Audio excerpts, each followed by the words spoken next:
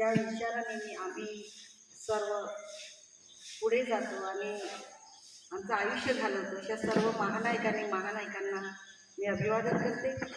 आजच्या कार्यक्रमाचे अध्यक्ष पल्लवीताई, माझी मैत्रीण वनमालाताई आणि संजू भाऊ, इथे सर्व उपस्थित कमलताई आणि आपले वाघ सर आणि माझ्या सर्व मैत्रिणी, कारण आपण सोबत ट्रिप केलेली आहे त्याच्यामुळे सगळं ओळखीचे आहे।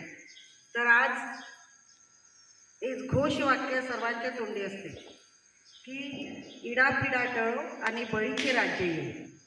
हे काही सहजासहजी आलेलं नाही आणि सहजासहजी माणूस बोलत नाही।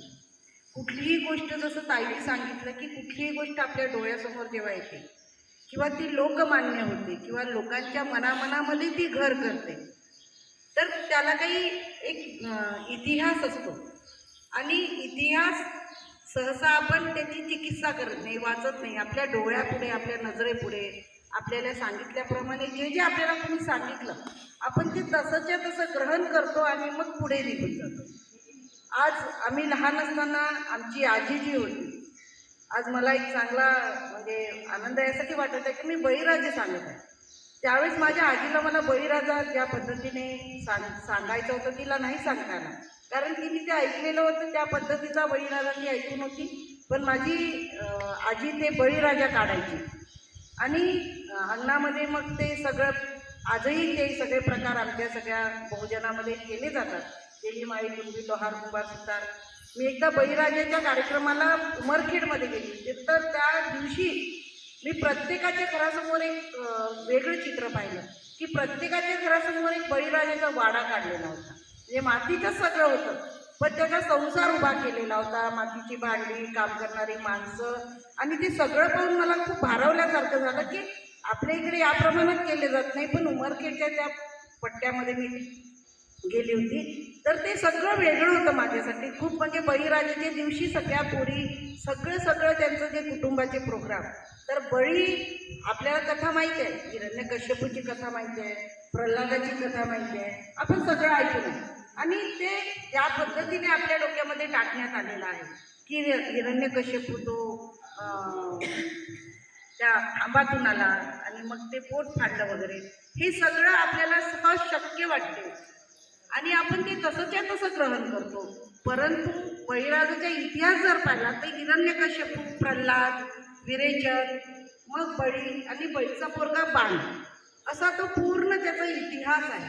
आता कोणी मिथक म्हणून वापरल्या जाते किंवा वेगवेगळ्या पद्धतीने त्याचा उपयोग केला जातो, परंतु यांची जी पिढी आहे ही हिरण्यकश्यपूपासून त्याच्या आधीपासून, ती कदाचित आपल्याला माहिती नसेल, तर आमच्या डोक्यामध्ये प्रल्हाद कसा होता आणि मग प्रल्हादाला त्याचा आजोबा किंवा त्याचे जे काही असेल ते कसे विरोध करत होते आणि मग त्याचा वध करण्यात आला, त्याला पोटावर घेतलं, असं एक वेगळ्या पद्धतीचा इतिहास आमच्या डोक्यामध्ये टाकण्यात आला।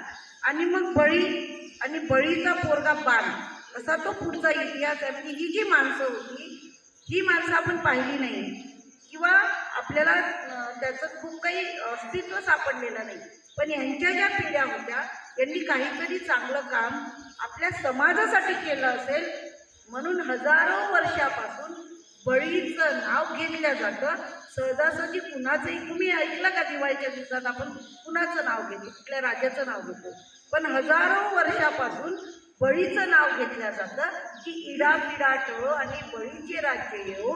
ही संकल्पना जी कुणाच्याही डोक्यामध्ये येते की बळीचं राज्य का आलं पाहिजे, बळी कोण होता आणि बळीने असं कुठलं काम केलं की इडापिडा टळो आणि बळीचे राज्य येवो।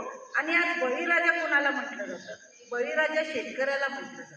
आणि आज शेतकऱ्याची काय अवस्था आहे की शेतकरी जर आज तो घाम गाळतो 12 महिने, प्रत्येक आपल्या खाण्याच्या प्रत्येक कणामध्ये ज्याचे कष्ट असतात, त्या शेतकऱ्याला बळीराजा म्हटलं जातं। आणि आज आपण स्वतंत्र झालो, 75 वर्ष झाले, आमच्या बळीराजाची काय स्थिती आहे आणि आता तर इतके नैसर्गिक संकट त्या बळीराजावर येत आहे आणि तरीही तो न खचता आपल्यासाठी कष्ट करतो आणि सरकारला आपल्या आयुष्यामध्ये केलेल्या कष्टाचं मोल मागतो, तो कष्टाचं मोल मागतो सरकारला।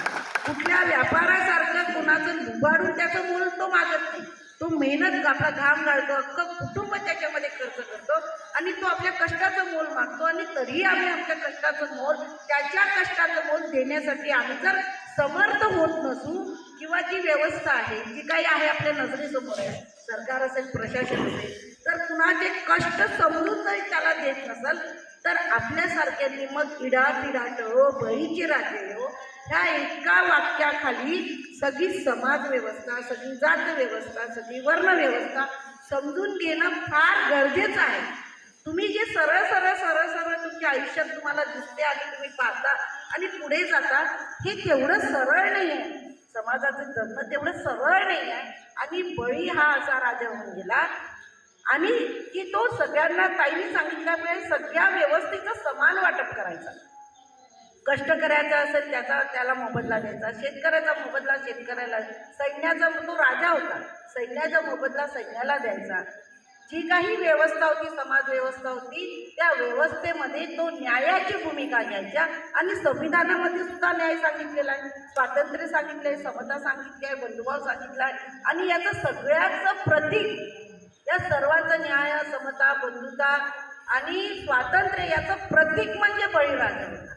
आणि म्हणून जी न्याय व्यवस्था बळीराजांनी त्यांच्या काळामध्ये लोकांमध्ये ती देण दिली की राजा असावा तर बळीसारखा असावा.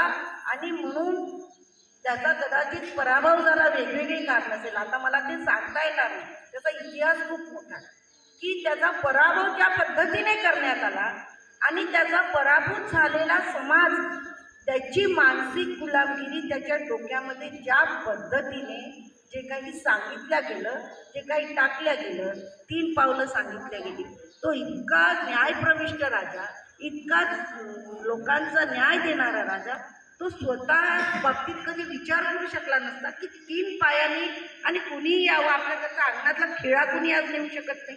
उचलला तरी आपण त्याला माझ्या घरासमोरून काय नेतो आपण विचारू शकतो. ते राजाला समजलं नसेल, परंतु व्यवस्थेने त्याचा बळी घेतलेला आहे. आपल्याला जी कथा सांगितली जाते 3 पावलाची, आकाश, जमीन आणि मग एक पाय कुठे ठेवावा, मग एक पाय त्याच्या डोक्यावर आणि पाताळात टाकला. ही चांगली माणसं ही पाताळात घालण्याचं काम या जातव्यवस्थेने, वर्णव्यवस्थेने, या समाजव्यवस्थेने केलं आणि त्याचा बळी आमचा बळीराजा ठरलेला आहे. आणि म्हणून त्यांनी केलेलं कार्य, त्यांनी केलेला समाजाप्रती असलेलं त्याचं ऋण, त्यांनी ज्या पद्धतीने समाजामध्ये वाटप केलेलं आहे सगळ्या गोष्टीचं, तर ते आपल्यामध्ये आलं पाहिजे. आपण हे नागरिक आहोत, आपण चालतं बोलतं एक उदाहरण आहोत की आपण लोकांशी कसं वागलं पाहिजे, कसं बोललं पाहिजे, लोकांप्रती आपला विश्वास, आपल्यावर लोकांचा विश्वास कसा असला पाहिजे. बळीवर जर हजारो वर्षापासून असा विश्वास लोक दाखवत आहे, तर आपण सुद्धा आपल्या हातून काही कणभर काही चांगल्या गोष्टी करू शकतात का, आपण चांगलं काही लोकांप्रती करू शकतो का, ही भावना आपल्या डोक्यात, आपल्या मनात येणे म्हणजेच इडापिडा टळो आणि बळीचे राज्य हो, ही सुरुवात आपल्यापासून करणं आहे. आणि आज बलिप्रतिपदा आहे.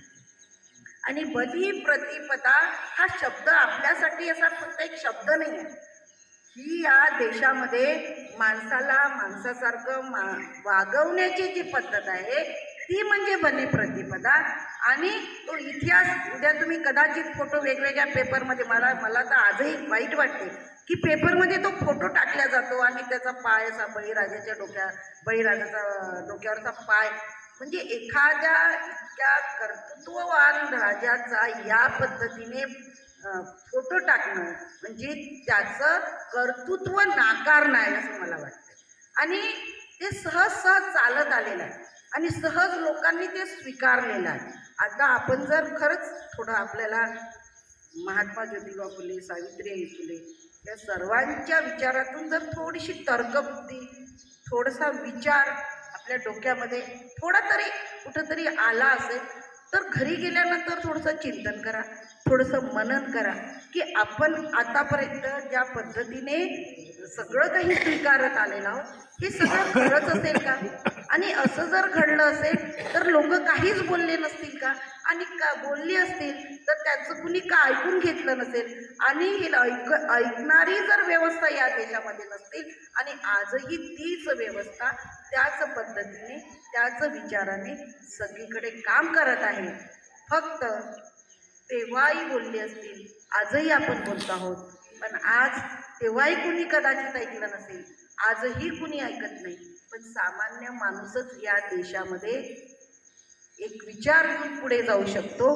कोणीही मोठी माणसं, कोणीही पैसेवाली माणसं, कुणी खूप संपत्ती असलेली माणसं, कारण आपण जर आमचा इतिहास, आपल्या महानायकांचा इतिहास, आपली जी काही परिवर्तनवादी सगळी माणसं आहेत त्यांच्याजवळ खूप काही पैसा नव्हता, पण माणसं गोळा करण्याचं एक मोठं साधन विचाराच्या माध्यमातून त्यांनी आपल्यापर्यंत दिलेलं आहे. आणि तीच त्यांच्या विचारांची देण आपल्याला बळीराजाच्या रूपामध्ये पुढे न्यायची आहे. ते आपलं एक समाजाचा आपल्यावर ऋण आहे. बळीराजा ते हिरण्यकश्यपूची कथा वाचताना मलाही खूप आवडायची आधी, की हा अन्याय झाला तर असंच यायचं त्या खांबातून आणि कोणाचं तरी पोट फाडून टाकायचं. हे सगळे मी ती कथा सांगणार नाही, कारण तुम्हाला या सगळ्या कथा माहिती आहे. घरी जा, एकदा परत ती कथा वाचा. आणि असं आहत साळुंकेचं तुमच्याकडे छान, आमचे विलास काय म्हणतात टिनमनी आहे तुमच्याकडे, म्हणजे गुगल काका आहे, तो आमची टिनमनी म्हणतात, मोबाईल आहे. एकदा नाही पटलं तर 10दा विचार करा. पण आह साळुंकेचं बळीवंश नावाचं पुस्तक आहे, ते तुम्ही वाचलं पाहिजे. आह साळुंकेची जे काही यूट्यूबवर बळीच्या संदर्भामध्ये त्यांनी जी काही मांडणी केली आहे, थोडंसं आजच्या दिवशी बळीसाठी वेळ काढा. तुम्ही दिवाळीत सगळ्या गोष्टीसाठी वेळ काढला ना, फराळासाठी काढला, साफसफाईसाठी काढला, म्हणजे असं कुठलंही काम तो महिलांनी की सोडलंच नाही, सगळ्या कामासाठी वेळ काढला. आज आपला राजा बळीराजा याच्यासाठी थोडासा वेळ, एक काम कमी करा, पण बळीचं ऐकण्यासाठी यूट्यूबवर आह साळुंके असेल, आणखी कुणी असेल, पण सहसा आह साळुंकेने जे ज्या पद्धतीने सांगितलं ते ऐका. म्हणजे खरा बळीराजा तो कसा होता आणि त्याची आज गरज आहे. आपल्या बळीराजासाठी गरज आहे, आपल्या कष्टकऱ्यासाठी गरज आहे, आपल्यासाठी गरज आहे, सगळ्या सामान्य जनतेसाठी गरज आहे. म्हणून आज इडा पिडा टळो आणि बळीचे राज्य येऊ ही गुणगाठ मनाशी बांधा. म्हणजे येणारा काळ हा आपला असणार आहे आणि आपण जर त्या पद्धतीने पुढे गेलो तर कुणाची काही दाद आपल्याला मागे खेचण्याची होणार नाही.